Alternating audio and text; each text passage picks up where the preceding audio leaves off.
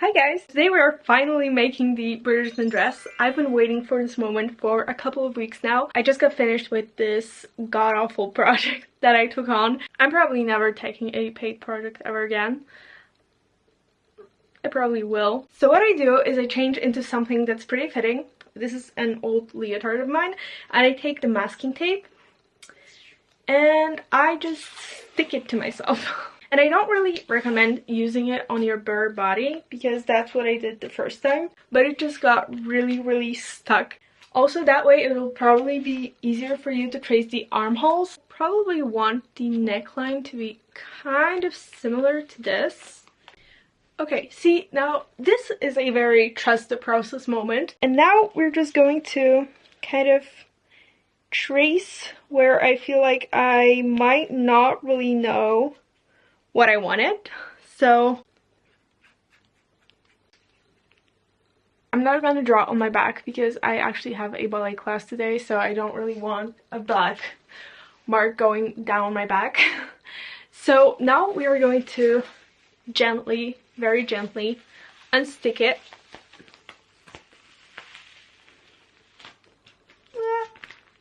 And that's why it's pretty important to have more than just one layer so that when you take it off, it does not rip. Okay, so once you've successfully removed yourself from the tape, you should cut the form along the marks you made to create flat pieces.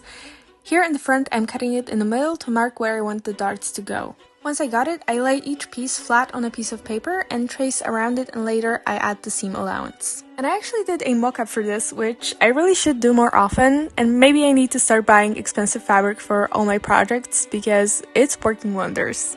I then moved on to cut out the skirt and I made it a half circle. I like to do this first because I can always fit the smaller pieces around it later. And one time I didn't do this at the beginning and I was left with an awkward shaped piece in the end and I had to order more fabric. So I adjusted my pattern where it fit wrong on the mock-up and started cutting out all the pieces out of my pink satin and lace. Also for the front, I just cut one big piece, not separating it in the middle. When I had everything ready, I pinned the two layers of each piece together and I sewed it along all edges.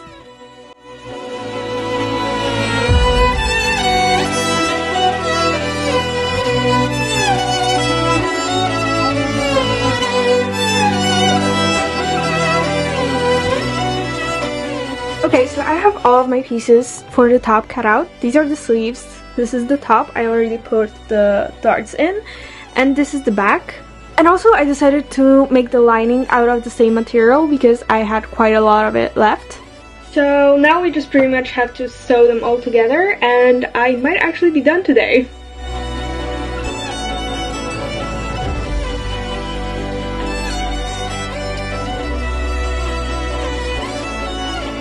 Okay, honestly, I can't believe how fast it's going this time. Who would have thought that making a pattern beforehand would actually make such a difference? Yeah, who would have thought?